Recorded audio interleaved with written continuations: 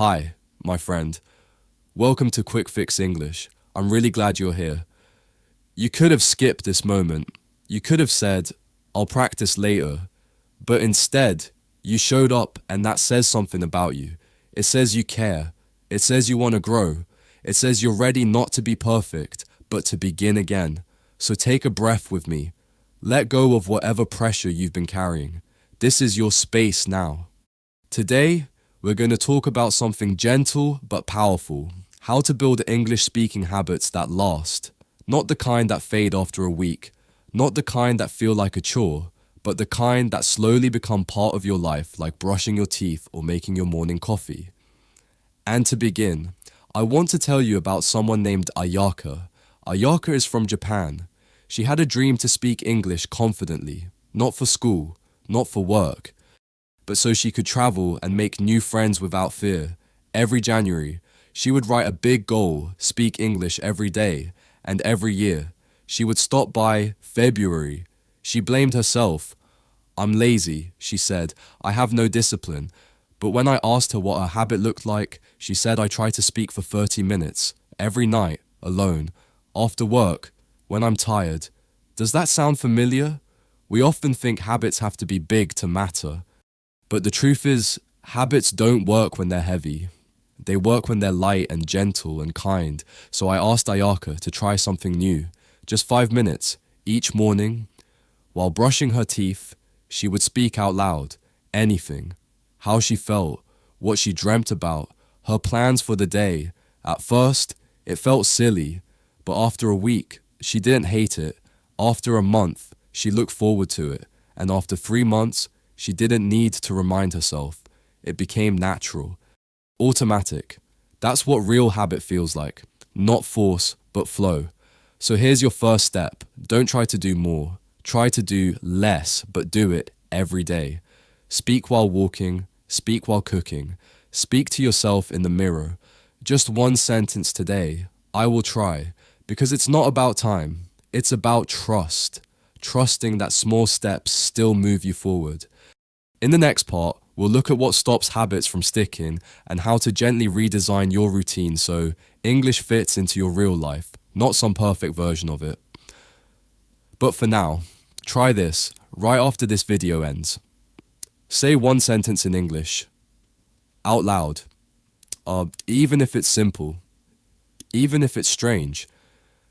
Say I am building my habit, because once you start speaking, you've already begun. Let's talk about why most habits fail. Because it's not that you're lazy. It's not that you're not smart enough. And it's definitely not that you lack discipline. It's that your habits weren't designed to fit you. Let me explain. Most people build habits based on motivation. But motivation is like the weather. Sometimes it's sunny and strong. Other times, it disappears. Real habits aren't built on motivation. They're built on identity. Here's what I mean. I once worked with a student named Sophia. Sophia is from Colombia. She loved the idea of speaking English every day. She bought a new notebook, downloaded apps, and promised to speak 20 minutes daily. But after 1 week, she missed a day, then another, and soon she felt like she had failed. I just don't have the willpower, she said. But I told her, this isn't about willpower, it's about structure. You see, Sophia was trying to build a new habit on top of an already busy life. She was working, studying, helping her family. So we made a simple shift. Instead of creating time for English, we put English inside what she already did. While making breakfast, she would say out loud what she was cooking. During her commute, she would listen to short English conversations. At night, she would leave herself a voice note, one reflection about her day.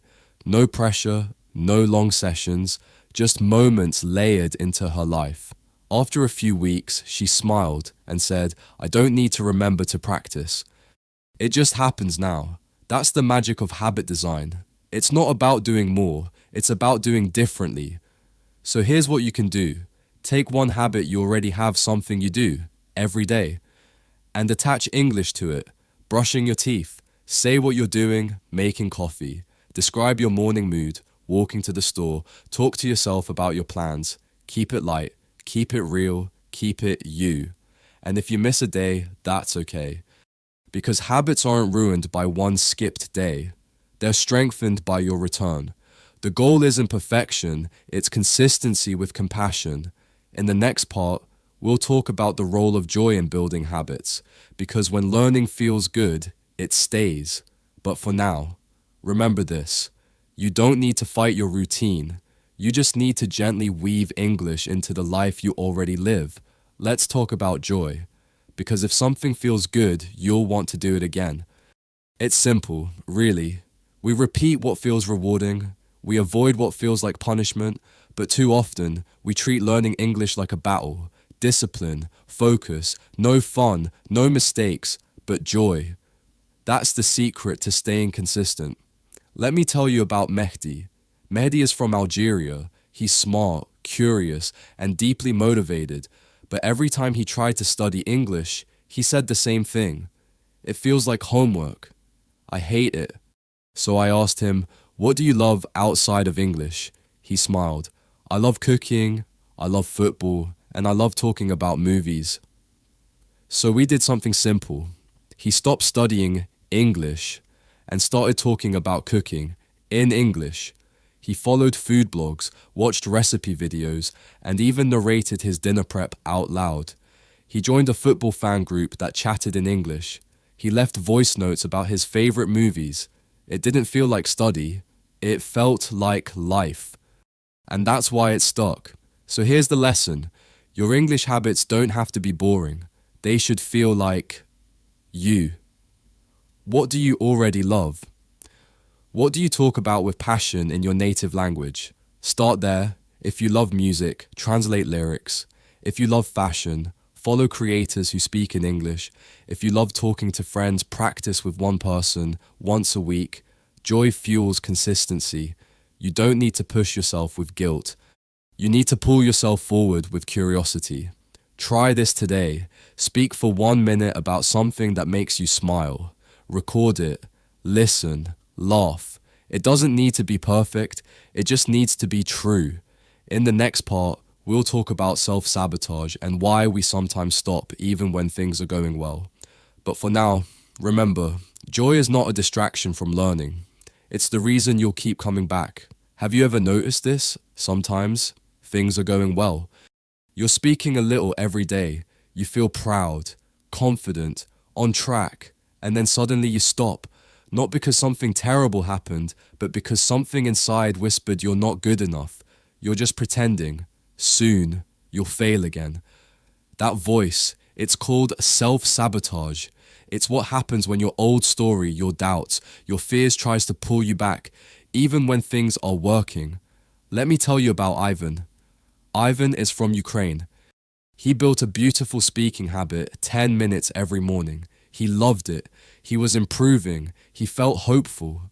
Then one day, he missed his morning. He was tired, overslept, and instead of forgiving himself, he thought, well, I failed. I knew I couldn't keep it up. He stopped completely.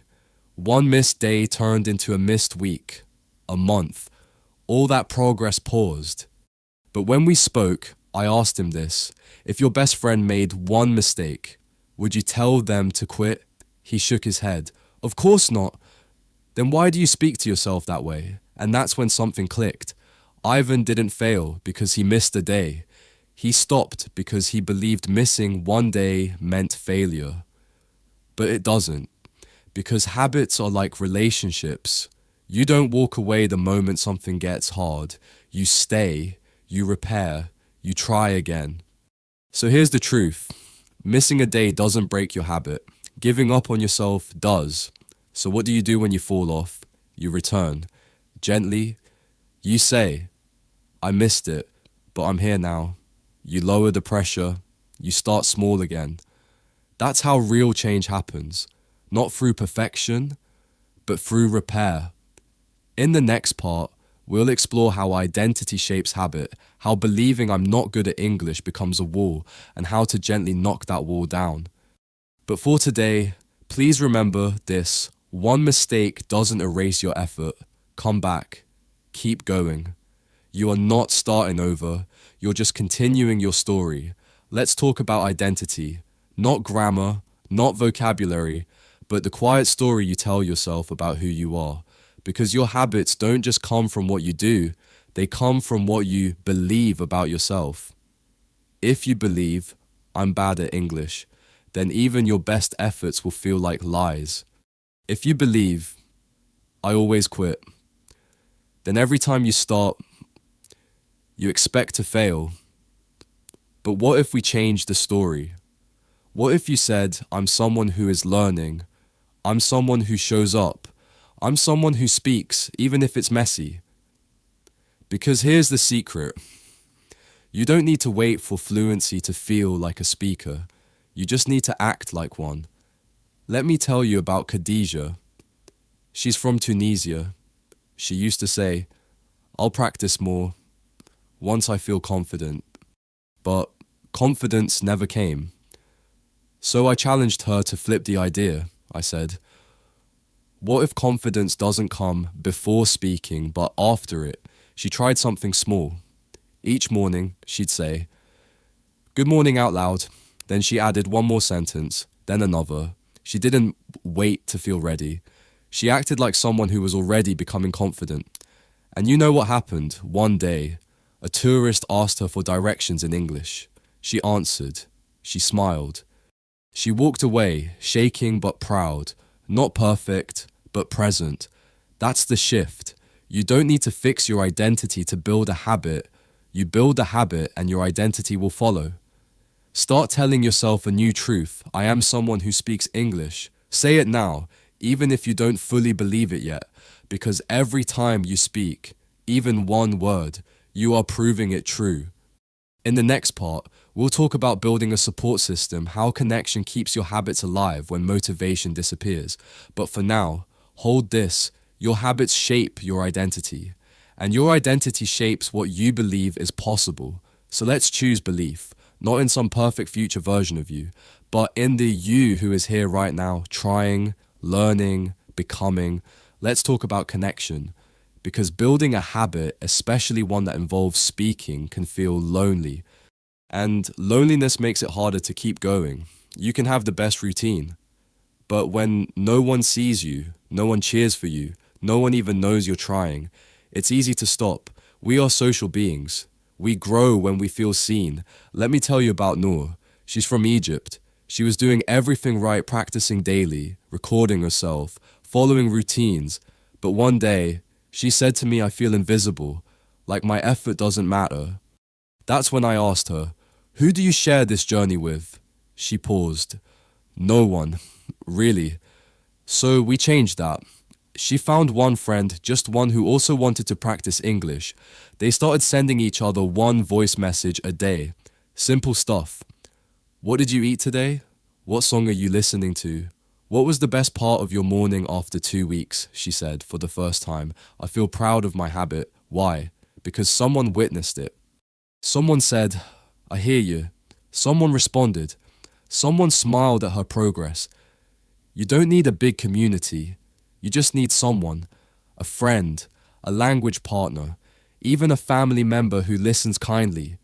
And if you truly don't have anyone yet, be that person for yourself. Leave yourself voice notes, talk to your reflection, celebrate out loud when you follow through. Because speaking is not just about English, it's about being heard, and hearing yourself counts too. Try this.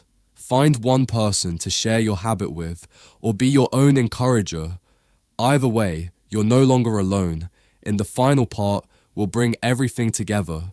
We'll reflect on the kind of speaker and person you're becoming through these habits. But for now, let this be enough. You're not doing this in silence. You're growing in connection. And that's how habits become something more, a part of who you are. So here we are. You've made it through this journey not just with your mind, but with your heart. And that matters more than you think. Because when you choose to build a habit, not for perfection, but for presence, you're changing something deeper. You're saying, I belong in this language. You're saying, I deserve to be heard. And that belief, it stays with you. Let's go back to Ayaka, Mehdi, Sophia, Even, Khadija, and Noor. They weren't different from you. They weren't more talented or more disciplined. They just kept returning day after day, word after word, and every time they did, they rewrote their story. They stopped waiting for confidence. They stopped chasing perfection. They started speaking. And little by little, speaking became normal. Speaking became home. So now I ask you, what do you want your speaking habit to feel like? Heavy or light forced or free? You get to decide. Start small, speak often, return gently. Celebrate the tiny victories, that one sentence you said while cooking, that voice note you sent, even with mistakes, that moment you didn't give up, because real change isn't loud, it's quiet, it's steady, it's you still here. So as we close this series, here's what I hope you remember. You don't have to be fluent to feel proud. You don't have to be perfect to make progress. You just have to show up for yourself. Every time you speak, you are proving that you are growing. And I'm proud of you, not for being flawless, but for being faithful to your voice, your growth, your journey. Thank you for letting Quick Fix English be part of your path. You can come back to this series anytime, any day you feel tired, anytime you forget how far you've come. This space is here for you, because the truth is you're not learning to be someone else. You're learning to speak more fully as yourself. And that voice, it's worth hearing. Always.